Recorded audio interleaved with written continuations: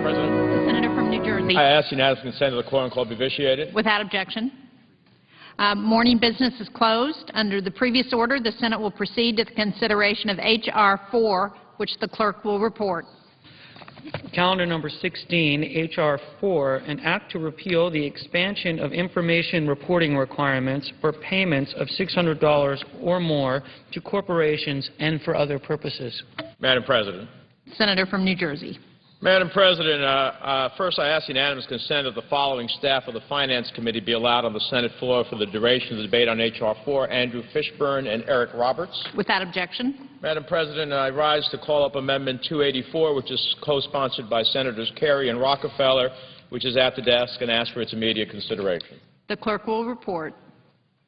The senator from New Jersey, Mr. Menendez, for himself and others, proposes an amendment number 284. Madam President, I ask unanimous consent that the amendment be considered as read. Without objection. Thank you. Under the previous order, there will now be 60 minutes of debate, equally divided and controlled between the two leaders or their designees. Thank you, Madam President. I understand Senator Bach is on his way from a meeting. In the interim, I'll start off and recognize myself. Madam President, I offer this amendment on behalf of middle-class families and on behalf of small businesses. Now, I support repealing the 1099 reporting requirement and have, in fact, voted no less than 6 times on this floor to repeal 1099 in this body. But I strongly believe that we must do so in a manner that does not increase the burden on our small businesses and their employees, and that is exactly what I fear H.R. 4 does. The broad bipartisan support for 1099 repeal comes from the fact that it provides relief to small businesses. But the only problem with this version of the repeal is that while it provides relief on one hand, it may very well take it away on the other. It repeals the 1099 reporting requirements, but at the same time, I am concerned that it increases the health care burden on the very same people we are seeking to provide relief to. Now, some have argued that we have already used this very same offset before. We have, but there's no reason, and so therefore there's no reason to be concerned now. The difference is, however, H.R. 4 is very different than what we did 4 months ago, and it risks driving up health insurance costs and cutting health insurance coverage for small businesses and middle-class families. It increases tax penalties as we approach April 15th. I know we're all very tax sensitive. It increases tax penalties on middle-class families, leaving some with a potential tax burden of $10,000 or more. Now, how would most middle-class families deal with a tax bill of $10,000 or more just because their income may have increased $1 above the eligibility limit during the year they got a subsidy for? Now, some have also argued that my amendment will block implementation of the 1099 repeal. That is just factually incorrect. It is an outright misstatement of the facts. My amendment simply directs the Secretary of Health and Human Services after, emphasize after the 1099 repeal passes into law, to study the offset in H.R. 4 and determine its effect on small businesses. If the study finds that the offset increases health care costs or decreases coverage for small businesses, then current law on the repayment remains in effect. If the study says that no, it didn't do any of those things, then there is no harm. Let me be clear. We all want 1099 repeals, and my amendment does not in any way affect the repeal of 1099. You can be both for this amendment and for H.R. 4 because this would repeal 1099. The only potential change my amendment makes would be to the risky offset in the underlying amendment, and only if this study finds that it hurts small businesses after the repeal has taken place. My colleagues on the other side of the aisle are trying to frame this debate as either for or against small business, but they are, in my mind, both helping and harming them at the same time under H.R. 4. With this amendment, we can have not only the ability to help small businesses and repeal the 1099 provision, but we can also ensure that small businesses and their employees will not get hurt at the end of the day. Now, for those who may consider opposing my amendment, think of this. On the one hand, if you do not believe that this offset will hurt small businesses and their employees, there is no harm in voting for it because you're saying the study will not show an impact and the offset will remain in place. However, if you believe that my amendment would have a revenue score, you are assuming that the offset hurts small businesses and their employees. Either option would argue for supporting my amendment. Either it has no impact, in which case there should be no problem supporting it, or it provides protections for small businesses and their workers, in which case you should want to support it. Now, I realize that what I am concerned about as the harmful effects of this offset provision won't hit small businesses until 2015. And I know the voices for 1099 repeal are much louder than those against the payback tax. But I also know this is an issue that we will hear about when our constituents get those tax bills at that time, when this provision goes into effect and taxpayers get that first big $10,000 or more surprise on their tax bill. Do you want to be on the record as having given them the tax bill, or do you want to be on the record as trying to have saved them from it and save rising costs for small businesses and their health insurance? I think you want to be on the side of this amendment and having saved them from it. So in closing, I would ask why in the world, especially during these fragile economic times, would we want to do anything that could raise the costs on small businesses? That's why my amendment is supported by entities like the Main Street Alliance, a pro-business organization, Families USA, the American Cancer Society, Cancer Action Network, Healthcare for America Now, just to mention a few. With my amendment, we can protect those who earn a living making our nation's small businesses run and repeal 1099 without delay. To me, that's the ultimate show of support for small businesses, Madam President. And so I urge support of my amendment, and with that, I reserve the balance of our time. The Senator from Utah. Madam President, I'm going to defer my remarks until after the distinguished senator from Nebraska speaks. I want to defer to this wonderful senator because he has done more than any other person to try and repeal this awful tax provision, this 1099 tax increase provision. And he deserves the credit. And so I would like him to lead off here in our debate, and then I'll speak probably after the distinguished chairman of the Finance Committee. So I would yield the floor to the distinguished senator from Nebraska. The Senator from Nebraska.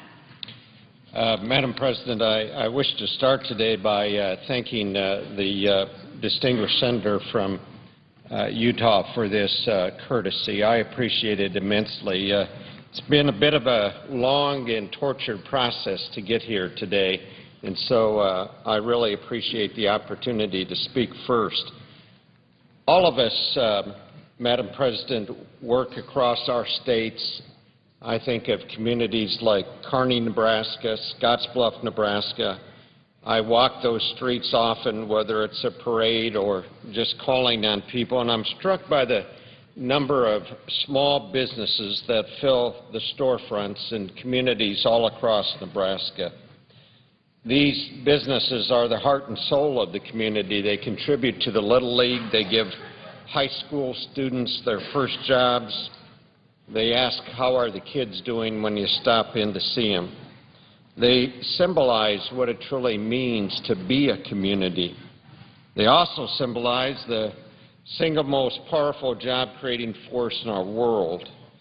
64% of the new jobs in our nation are created by small businesses as they expand and they grow. So when their livelihood is threatened by ill-advised policy, well, we all in the Senate agree that something must be done. Shortly after the health care bill was passed, I, like my colleagues, began hearing from small business owners who were very concerned about a provision that was put into the health care bill at page 737. As the number of concerned job creators continued to mount, I knew and others in the Senate knew that we had to do something about it. Passing 1099 repeal exemplifies why I came to the United States Senate. Take an issue that is important to our state and to our country and literally building support here in this body to do the right thing.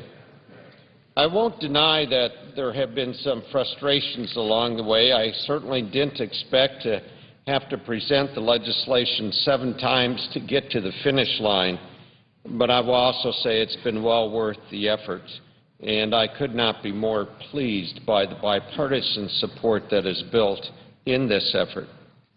Today presents an opportunity for members of both parties to unite behind doing the right thing for our job creators. If we pass H.R. 4 and send it on to the President's desk today, it won't be a victory for Republicans or Democrats. I certainly won't report it that way. It's not going to be a victory for a single senator.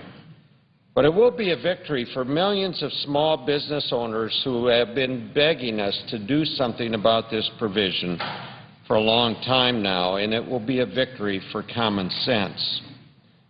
That is why today is such an important day here in the Senate. In a few short minutes, we will have an opportunity to put to an end the looming 1099 paperwork mandate once and for all. Small businesses in my state and all across the country are depending upon us today to act. One real-life example came from a Nebraska company. It's called Hayneedle. It's an online retailer of home furnishings and other home products. With the new 1099 requirement, Hayneedle estimates that the annual cost of compliance is literally going to exceed $100,000 for them. $100,000. Madam President, that would go a long way to hiring more people. Adding insult to injury, the 1099 reporting requirement creates a perverse incentive to consolidate suppliers. Few suppliers means less 1099 paperwork. This leaves Main Street small suppliers, those businesses I was talking about, well, they're just out in the cold as big suppliers win more and more business. Dale Black, a Kentucky Fried Chicken franchise owner from Grand Island, Nebraska, told me, and I'm quoting here, "I want to be a good corporate citizen in the communities I have restaurants, but the 1099 forces me not to hire local vendors and tradesmen in my community, instead giving work to a single regional contractor," unquote. And with 40 million businesses, nonprofits, churches, and local governments bracing for the 1099 avalanche of paperwork, well, every senator could come to the floor today and tell similar stories. With all these Main Street businesses and their workers hanging in the balance, there really is just one clear choice today. We must advance the House-passed version and, in all due respect to my colleague from New Jersey, reject the Menendez alternative, the Menendez amendment. You see, only the House-passed version will quickly reach the President's desk and provide immediate relief to our job creators. You see, adding anything on, passing anything else, will cause our job creators to wait on the sidelines yet again, because then, of course, we will have different versions, a House version and a Senate version, and I fear we go off into Never Never Land. But, you see, time has run out on our job creators. When this debate began, the mandate seemed a long way away. It was out there on the horizon. We had a long time to work through these issues. But now 8 months have passed. We voted over and over again, and we never quite could get to the finish line, but it's decision time for businesses. They're feeling the pressure to set up the accounting systems they'll need to comply with this tangled mess of tax forms that even the IRS doesn't support. This mandate forces many to set aside money for software that could instead be spent on those new workers, and that's why it is so important that the Senate passes the House bill today. Put simply, a vote for the House bill is a vote to actually solve the problem. But again, in all due respect to my colleague from New Jersey, the amendment tells our small businesses that they'll have to wait longer. Our path actually gives our job creators some certainty they need to grow their businesses. But the other path, as I said, is a guaranteed sidetrack back into Never Never Land. While one approach tells small businesses, we're with you, the other says we're going to continue to work through this and wrangle back and forth instead of enacting a bipartisan solution today. Now, the House of Representatives has already led by example, and it's important to recognize that. They passed their 1099 repeal on March 3rd, more than a month ago, and it got great bipartisan support, 314 to 112. 76 Democrats voted for that repeal. Not only does this legislation pay for the repeal of the 1099 mandate, it actually reduces the deficit by $166 million over the next 10 years. It requires repayment of improper health exchange subsidies, a concept the Senate passed unanimously in December to pay for the doc fix. If we fail to pass the House version today, well, job creators are being told that they have to divert more of their resources to managing unnecessary paperwork. So let's not vote for another alternative that's just going to stall this out again. Let's cast a vote today that sends a clear message. Let's defeat the pending Menendez amendment, and then let's pass the bill so we can get it to the President and get it signed. I am hoping that this will be a strong bipartisan support, and I just want to say again that the victory today is not for either party. It is not for a single senator.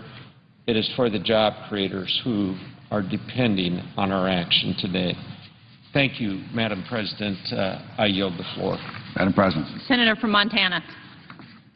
Madam President, my colleague from New Jersey has proposed what I think is a very reasonable amendment to the revenue provision of the repeal of the 1099 provision, and I accept it, and I plan to support it. I think it's a very good amendment. One of the key provisions in the Affordable Care Act is the tax credit that will be available to millions of middle and low-income Americans to purchase health insurance if their employer doesn't make health insurance available.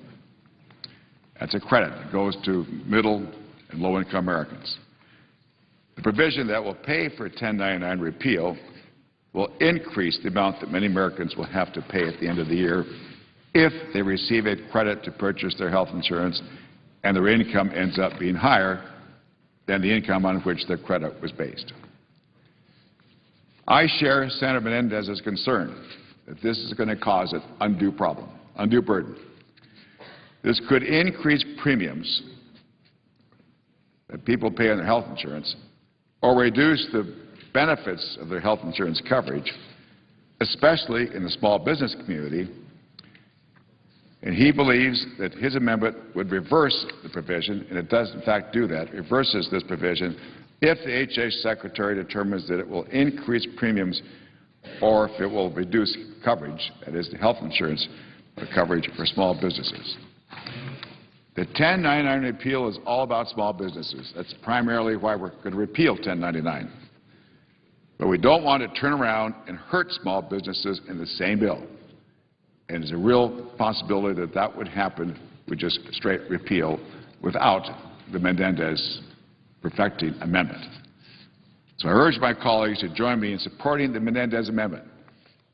The effective the Menendez amendment would be to go ahead and repeal 1099, which virtually every member of this body wants to do, but also to make sure the consequences do not hurt small businesses who otherwise find their premiums increase or may find their coverage is diminished.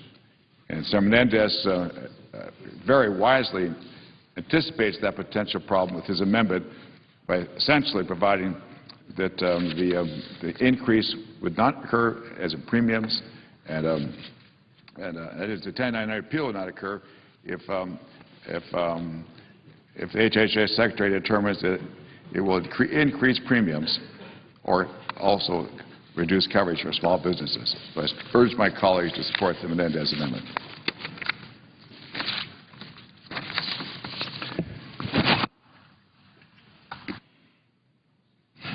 Mr. President. The senator from Utah. Mr. President, today we will vote on the Menendez amendment and then on Senator Johanns' amendment to repeal the 1099 tax increase provisions from the health spending law and the small business law. And as you know, the health spending law was enacted just a little over a year ago. We're already here trying to undo some of the damage that this massive law has imposed on small businesses. We've heard from small business owner after small business owner that was shocked and frustrated to learn that the 1099 provision in the health spending law would require small businesses to send out a much larger number of IS Form 1099s. Now, this provision was counterproductive. It was a counterproductive assault on businesses. And it was unleashed for one reason, to provide the dollars to pay for Obamacare's $2.6 trillion in new spending. In other words, to try and back up that spending. Just to be clear, this is what this provision requires.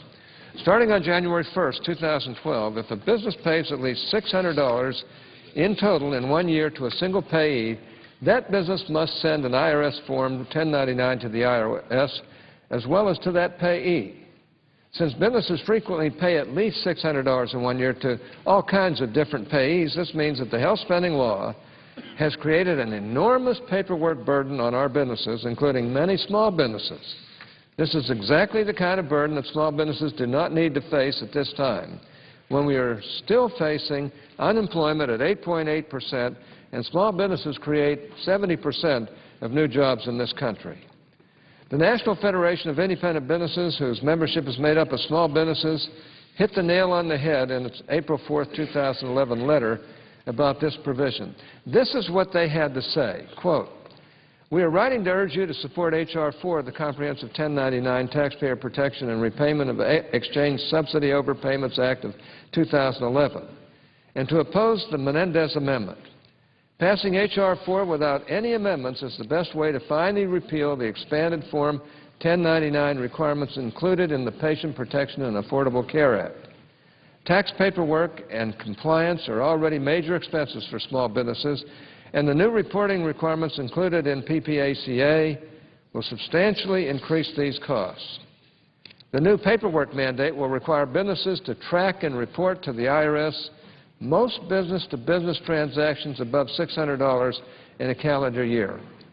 For many businesses, this could amount to hundreds of, if not thousands, of new reportable transactions, which involve sending a 1099 to both the IRS and the reportable business. That's a pretty strong statement, and the message is clear. This provision will impose considerable hardship on American business. The result of this provision will be much more paperwork, but much less job creation." I spoke this morning to the Tax Executives Institute, which is one of the most prestigious institutes in our country, and especially on taxes. And when I announced to them that I think we're going to get rid of this provision, almost got a standing ovation. They went wild down there this morning. This provision will impose considerable hardship on American businesses, especially small businesses, and the result of this provision will be much more paperwork, but a lot less job creation. In addition, on April 4, 2011, the United States Chamber of Commerce weighed in on this provision with a similar diagnosis. This is how the Chamber put it. Quote, the 1099 reporting mandate, if not repealed, will force more than 40 million entities, including governments, nonprofits, and small and large businesses, to comply with onerous data collection and IRS information filing burdens on virtually all non-credit card purchases totaling $600 or more with any vendor in a tax year. At a time when they can least afford it, entities will have to institute new complex record-keeping, data collection, and reporting requirements to track every purchase by vendor and payment method. This provision will dramatically increase accounting costs and could expose businesses to costly and unjustified audits by the IRS. The Chamber supports H.R. 4, which would repeal the 1099 mandate, and strongly opposes the Menendez Amendment, unquote. So I ask unanimous consent that the letters from both the NFIB, the representative of small businesses in this country, and the Chamber of Commerce be printed in the record at this point. Without objection. Thank you, Mr. President. President Obama and congressional Democrats tried to sell the American people on their clunker of a health care law by saying that it would bring down federal health care spending. That would have been a miracle if it were true. But even the Obama administration's own actuary at the Centers for Medicare and Medicaid Services has confirmed that that claim was false, and that federal spending on health care would actually increase as a result of health spending loss. Some estimate as much as $2,100 per policy. The Cash for Clunkers program was bad enough, but Democrats managed to outdo themselves, spending $2.6 trillion in cash for this clunker of a health care law. Now, this reminds me of a scene from the movie Vacation. At the beginning of that film, Clark Griswold goes into a dealership to buy a new car before setting off with his family for a cross-country trip to Wally World. Yet instead of getting the new car that he had ordered as part of a trade-in, the dealer gave him a pea-green family truckster, as you can see right here in this beautiful photograph. Chevy Chase was, of course, Griswold. One only had to look at the family truckster to know that it was a lemon. And Clark told the dealer that he wanted his old car back.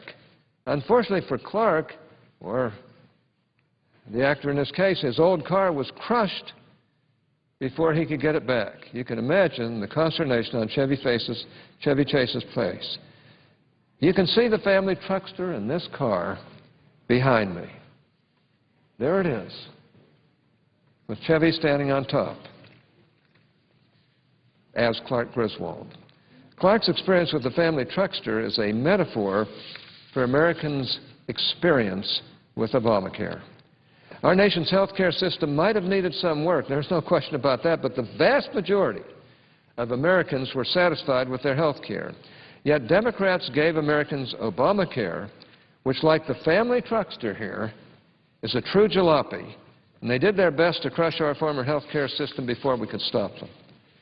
I would also add that Americans like Clark Griswold eventually reached their wits' end.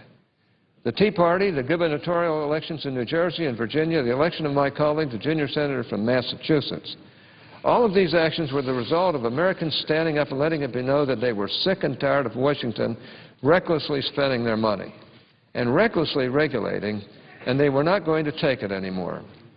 Now, to borrow from Roger Daltrey, Americans made it clear that they're not going to get fooled again.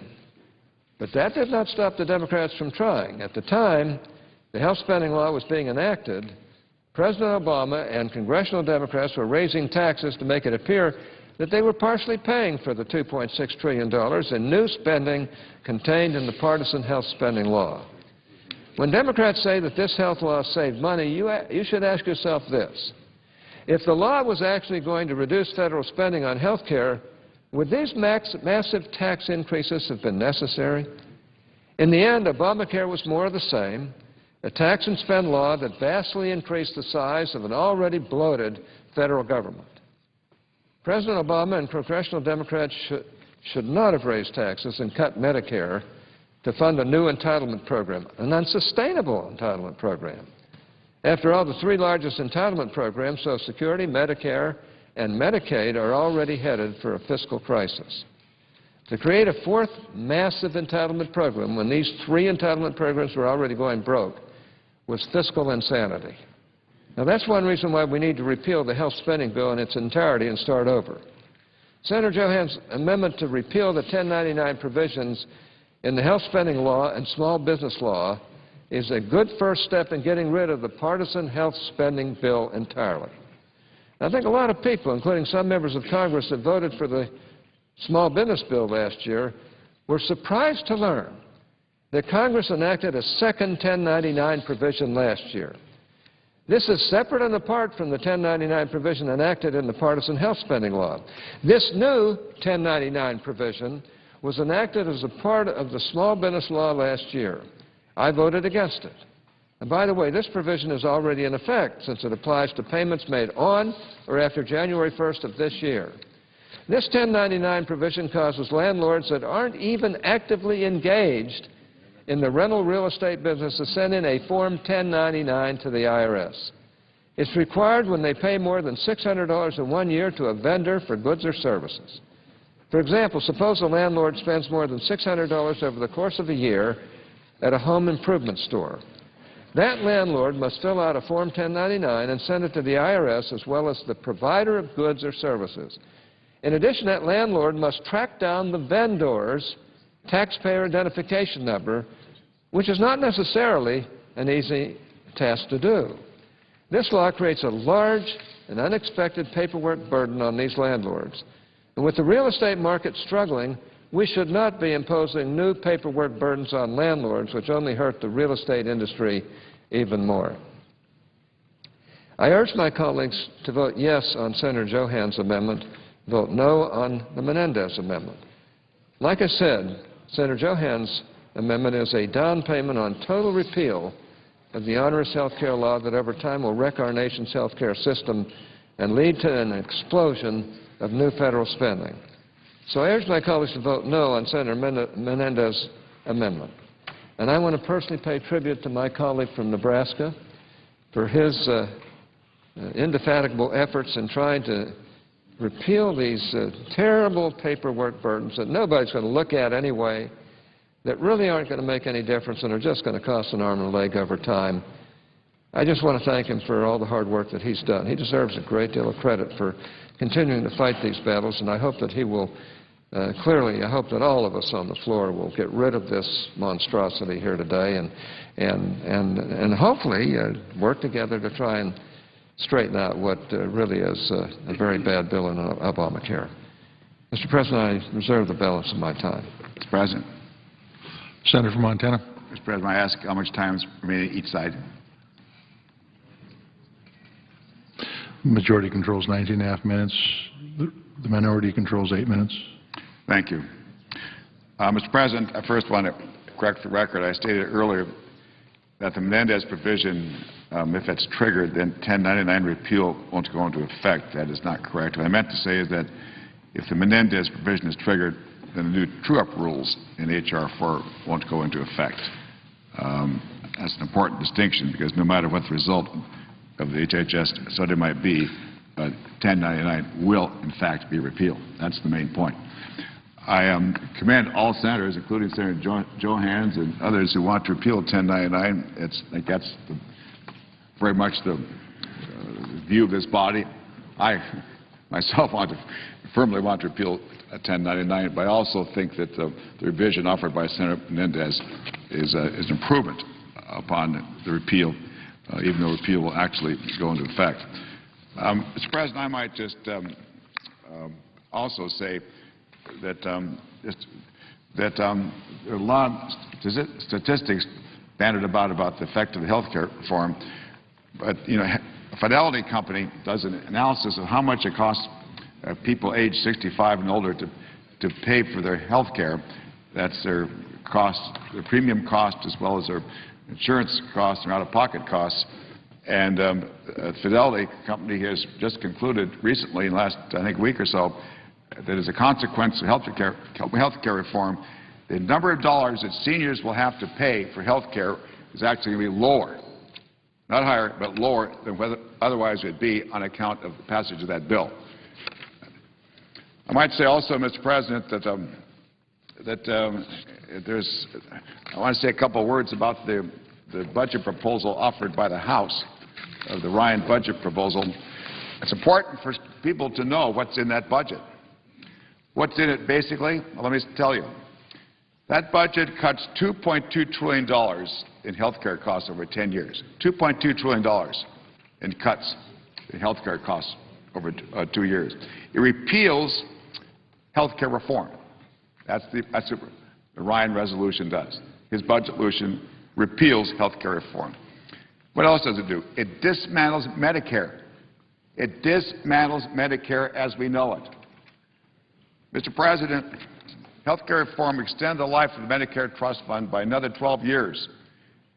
The Ryan House Republican budget proposal repeals Medicare as we know it, turns it into a voucher program. Basically, it says this.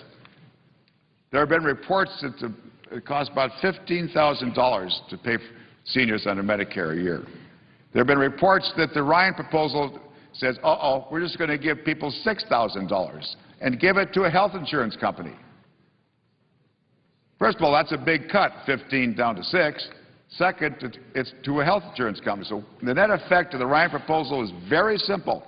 It transfers wealth from seniors, from children because of Medicaid and people in nursing homes. It transfers wealth from them to who? Health insurance companies. The Medicare proposal is a transfer of wealth from seniors to health insurance companies. Mr. President, health care reform did the opposite. We extended the life of Medicare. How did we do it? In part by cutting health insurance payments. So we helped seniors in health care reform, and we cut health insurance companies. The Ryan House Republican budget proposal does the opposite. It cuts benefits to seniors by a whopping amount. It takes that wealth, transfers it over to health insurance companies who will get higher premiums, they'll get higher bonus payments, they'll get, their stock returns will go up, administrative expenses will go up. I don't think that's what we want to do, but I want to make no mistake, that is the effect of the Ryan proposal. It also, I might say, reduces income taxes by about $1.2 trillion. So the real net effect of the Ryan proposal is take money away from people and give it to health insurance companies and the wealthy. That's what the Ryan proposal does. That's exactly what it does. The Ryan proposal takes money, about $5.8 trillion, roughly, over 10 years, takes it away from people, especially seniors, kids in Medicaid, elderly who happen to be in Medicaid, big reductions further in discretionary spending, and lowers income taxes by about $1.2 trillion. Lowers them. That's how he achieves budget savings of 5.8. He just cuts to the bone, and then cuts so much, he cuts about 1.2 trillion more than he has to, because 1.2 trillion is increases in income, is reductions in income tax. I just want the public to know what is in the Ryan budget, and that's what it is. Let me say it one more time clearly, simply. Transfer of money away from seniors and from kids in Medicaid and elderly in Medicaid over to health insurance companies who higher bonuses, higher salaries, stock goes up. And in addition, it transfers money away from people to pay for tax cuts for the wealthy. Not tax cuts for the unwealthy, but tax cuts for the wealthy. Well, how did he do that? He lowers the top rate down to 25% so the wealthy pay less taxes. He lowers the corporate rate down to 25 cents so the bigger companies pay less taxes. That's how he does it. So, well, we're talking about a short-term CR around here, and we're talking about a longer-term CR around here. When we start talking about budgets, let's look closely what's actually in that Ryan proposal. Of course we have to lower our budget deficits. Of course we have to significantly lower our budget deficits. But of course we have to do it fairly. So all Americans are part of the solution. All Americans are part of the solution. So that health insurance companies are also part of the solution. So that the most wealthy are also part of the solution. All Americans have to be part of the solution. The Ryan budget does not do that. It says only seniors. We get the budget deficit reduced on the backs of seniors. We get on the backs of people otherwise receive medical care under Medicaid and some other things. But also we lower taxes for the we shift income to the most wealthy by lowering their taxes. Now, Mr. President, I just hope that when we're voting on the Menendez amendment, which is an important thing to do, we also, in the background, understand what's going on over in the other body over there. They may bring this up, try to pass it this week. They may try to pass it on the floor next week. I don't know. But we should recognize it for what it is and come up with a deficit reduction proposal that really is fair. It's fair to all Americans. Fair to all Americans. Not off the backs of seniors for the benefit of health insurance companies and off the backs of average Americans for the benefit of the most wealthy by lowering their income taxes by $1.2 trillion over 10 years. That's not fair. I yield the floor. Senator from Utah. We're headed towards $20 trillion in spending. The President's program, the Democrats' program, has cut maybe 0.5%, which is almost nothing. This is their program, a blank sheet of paper. That's really what it is. At least Ryan is trying to, the Budget Committee chairman over in the House is trying to do something that's worthwhile. And by the way, just so everybody knows, the rich aren't going to be treated tremendously respectfully in this matter. They're going to lose on the top level on entitlement programs. So there's a cutback for those who reach a certain level of income. So this isn't as simple as it sounds, nor is it a desire to take anything away from senior citizens. It's trying to get our country's budget under control, and it's out of control. With that, Mr. President, I want to yield up to 5 minutes to the distinguished senator from Maine. Senator, yield back to you seek a request. Sure, none. Senator from Montana. Mr. President, I have 8 unanimous consent requests for committees to meet during today's session. They have the approval of the majority leaders, and I ask consent that these requests be agreed to and be printed in the record. Without objection. 5 minutes to the distinguished senator. The senator from Maine. Thank you, Senator. Mr. President, I rise today in support of H.R. 4 to repeal this onerous mandate on small businesses throughout this country. The failure to repeal this onerous mandate of the 1099 requirement will have a profound impact on millions of businesses across this country at a time in which the already stressed job market, as employers have to grapple with the enormity of this cost, not to mention the compliance with this regulation. I certainly want to commend the author of this legislation, the Senator from Nebraska, Senator Johanns, for his tenacity, his perseverance, his relentlessness in bringing this to the forefront of not only the Senate but the Congress and to the country. And hopefully today we can join with our counterparts in the U.S. House of Representatives in an impressive bipartisan vote, because we really do need to bring this to a conclusion. I also appreciate the fact that the Senator from Nebraska included in this repeal also the provision that I recommended, which was to repeal the provision as the mandate would be extended to rental property owners. This is a requirement that was included in the Small Business Job Relief Act that became law last fall, inexplicably, given the fact that 1099 quagmire was already well known to everyone, but yet it was included in that legislation that became law. So those who are rental property owners will have to comply with this mandate as well. The big difference is that this requirement takes effect in January of this year. So unsuspecting owners will already be subject to the burden of reporting to the Internal Revenue Service any business expenditures for goods or services that exceed $600 per vendor, just as similar to all of the other requirements under the law that will begin in 2012 for all small business owners. As we all know, this new mandate on small businesses was imposed in the health reform law, yet had nothing to do with reforming the health insurance industry. It had everything to do in raising revenues and placing an inordinate burden on small businesses. The rental real estate was added to this paperwork morass, and what's disconcerting is the fact that it affects directly those states that depend on tourism, such as my state of Maine, with respect to rental property. So I think that it is going to be very important to make sure that people understand that this requirement will be repealed as part of this legislation. Failure to repeal this mandate will raise the compliance costs for small businesses astronomically. Already, as estimated by the NFIB, the major voice for small businesses in this country, they have estimated that small business compliance costs with respect to tax compliance alone is $74 an hour. Tax compliance is the most expensive form of paperwork, so the burden on small businesses will be strenuous and inordinate. It is already disproportionate.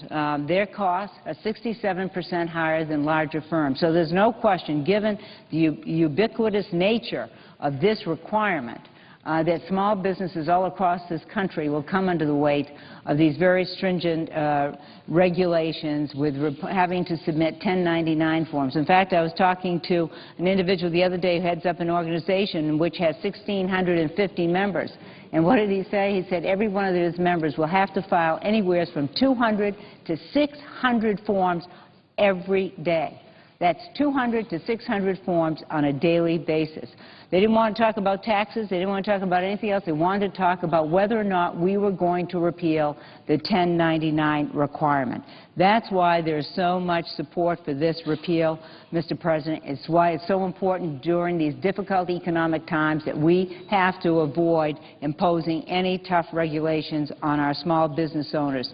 The other point to be made here is this 1099 requirement is vastly different from what is familiar to most Americans. 1099 forms generally come from their financial institutions to report the interest that they have earned on their savings accounts or to report the interest that they pay on their mortgage to their lenders.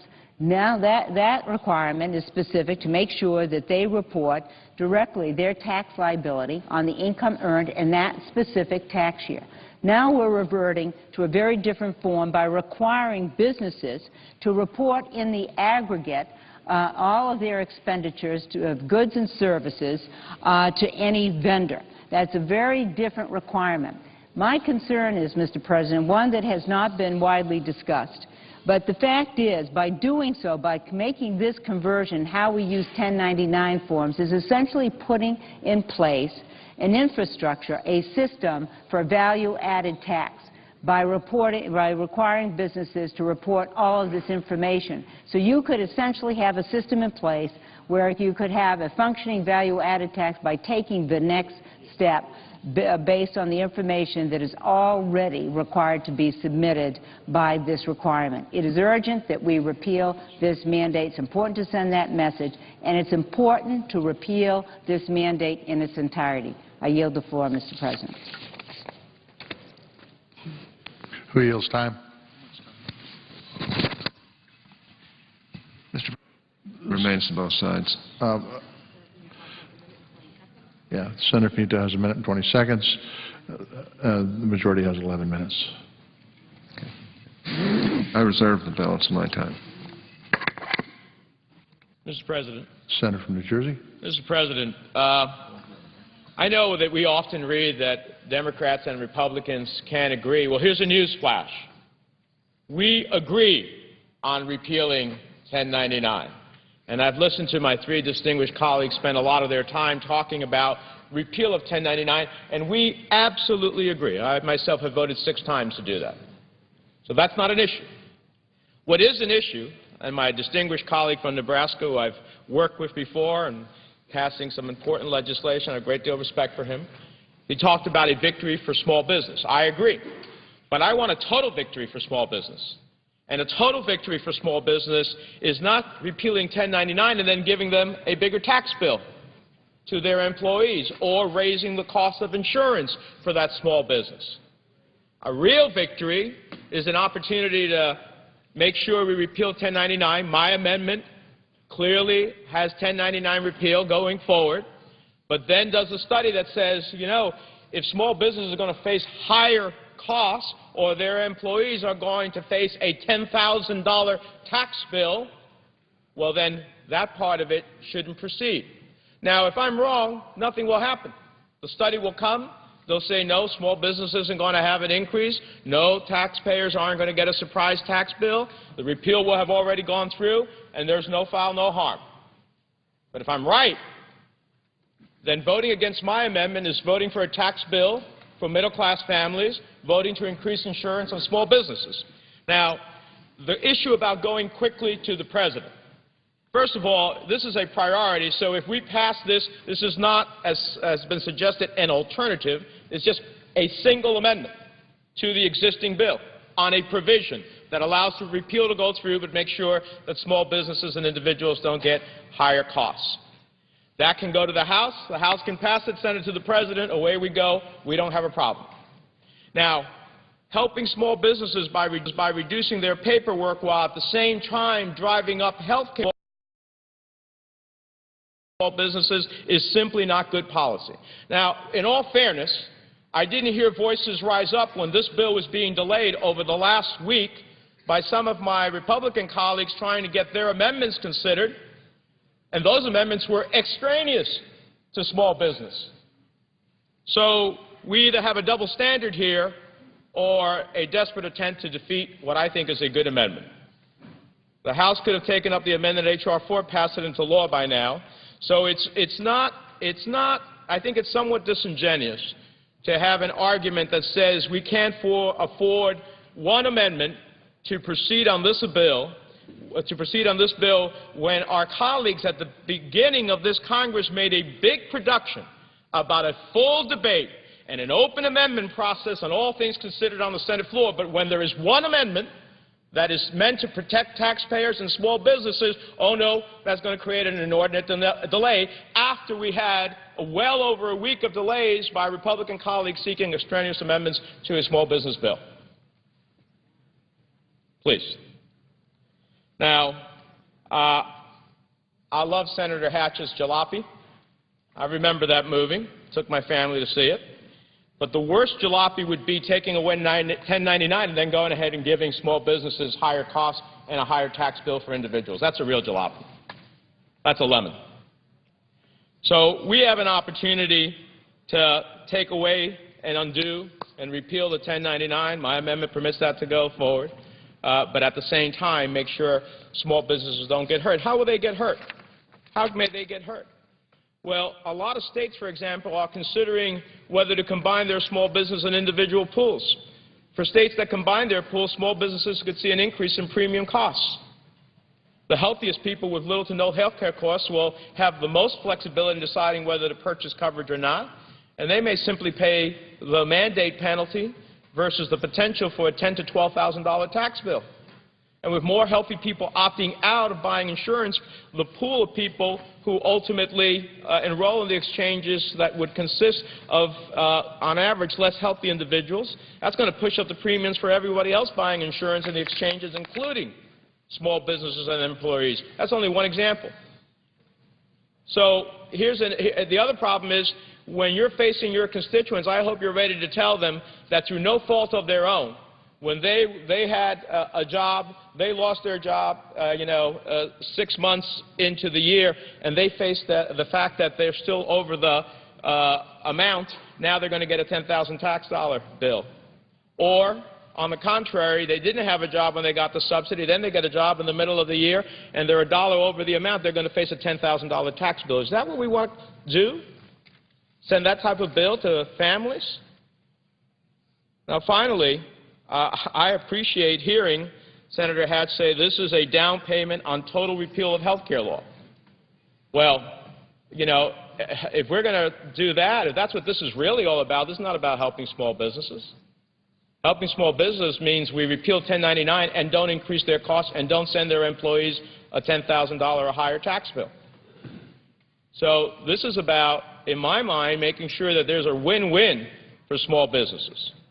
Because if we want to repeal the health care law, then that's about making sure we go back to pre-existing conditions, where a husband who had a heart attack on the job can no longer get insurance, when a child born at birth with a defect cannot get insurance, when a woman was facing 150% higher premiums than a man simply because she was a woman, where in fact you couldn't keep your child up to age 26 on your insurance as they are going to school, when in fact we could close the prescription drug coverage for seniors. If that's what we're talking about, that's a different subject, and we can have that debate.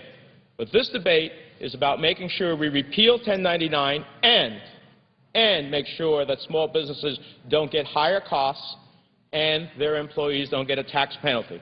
I think everybody should want to be for that. Can send it straight to the House. The House can pass this version and send it to the President. That is ultimately the opportunity here. I urge my colleagues to support my amendment. That's why the Main Street Alliance, which also supports businesses, say our small business owners are very supportive of efforts to remove the imposition of the new 1099 reporting requirements. We cannot, however, accept a pay-for that undermines other important provisions of the law that help small businesses and contain costs. My amendment ensures that we do both. Repeal 1099, not put the burden on small businesses in terms of higher health insurance costs and their employees. I urge passage of my amendment, and with that, Mr. President, I yield the floor.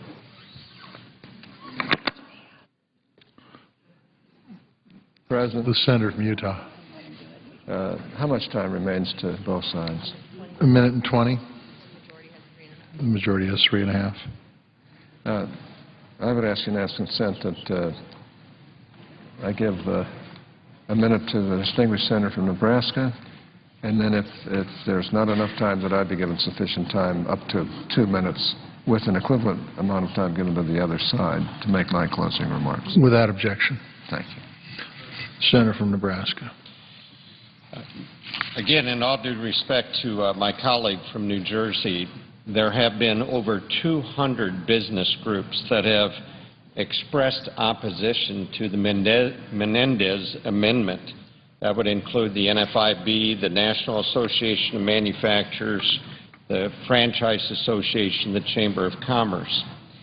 You see, requiring people to pay back what they should not have received in the first place is regarded as good government, not bad policy. That's what should be happening. And the second thing I would say about this, Mr. President, is this. This becomes a roadblock because we end up with a different House bill and a different Senate bill. If this is such a great idea, attach the amendment to some other bill that's coming along and we can get the study done. So, again, I appreciate the opportunity to work with Senator Menendez, but I do believe very strongly we need to defeat this amendment. Thank you, Mr. President. Mr. President, Senator from Utah. if you say you're for fiscal responsibility, you need to oppose my friend from New Jersey's amendment. Now, here's why. The nonpartisan scorekeeper for tax legislation, the Joint Committee on Taxation, tells us that the Menendez Amendment puts the savings in the House bill in doubt. That means that if the Menendez Amendment is adopted, the House bill will add to the deficit by perhaps as much as $25 billion. The Menendez Amendment would maintain the risk of payment of billions in fraudulent, improper, or excessive health insurance exchange subsidies. What's more, the Senate unanimously agreed to a similar offset on the DocFix bill. And my friends, if you were against fraudulent, improper, or excessive health insurance payments before, stick to your guns. Oppose the Menendez Amendment. Mr. President, I yield the floor, and I'm prepared to yield back any time we have. Senator from New Jersey. I'm compelled to answer because now I hear about fraud and $25 billion. You can't have it both ways. You can't say that this amendment costs money. What the Joint Committee on Taxation said, it could not determine a revenue score. And it's important to point out that this amendment doesn't spend an additional dime. And the only reason that this amendment would have a revenue effect would be if the offset increases health insurance costs or cuts coverage for small business. Otherwise, there's no issue. So you can't have it both ways. Either there's an admission that is going to cut small business, cost small business more, cost taxpayers more, or it's not. That's number one. Number two, this is not about fraud. This is not about somebody seeking something that they did not have the right to receive. The question is individuals. Fraud is individuals who are deliberately underreporting their income or fraudulently trying to get extra support. That's not what we do. Those enforcement provisions in the law to combat fraud and abuse are untouched by my amendment. This is simply about someone who honestly got a subsidy, and we have a provision in the law that deals with how they pay back, but it doesn't throw them over the cliff and send them a surprise $10,000 tax bill. So that is simply not exactly quite the same thing. Yes, the doc fix, we did use a provision to deal with the SGR, with the doc fix, but we did not put small businesses and families at harm as H.R. 4 does. So the reality is this amendment permits repeal to move forward. After the repeal study is done, if there is no harm, if it supposedly don't cost small business any more money, doesn't drive up insurance costs, doesn't cost the taxpayer maybe $10,000 to $12,000, fine. But if it does, then we would ultimately not have that harm come upon small businesses, come upon individual taxpayers with a surprise bill, and we could, of course, if that's the end result, which we don't know, that's why the Joint Tax Committee could not come up with a determination. We won't know until the study is done. Instead of having a risky venture, let's have the actual facts. Repeal will have gone through. We can protect small businesses and those taxpayers, and if necessary, we can find a different offset if they are wrong and I am right, that this concern about taxpayers getting a surprise bill and small businesses having greater insurance costs is true, then we will protect them and we can look for a different offset at the time. Repeal will have taken place no matter what. Why would you not want to protect small businesses and taxpayers from getting a surprise bill? That's all my amendment does, and that's why I urge its passage.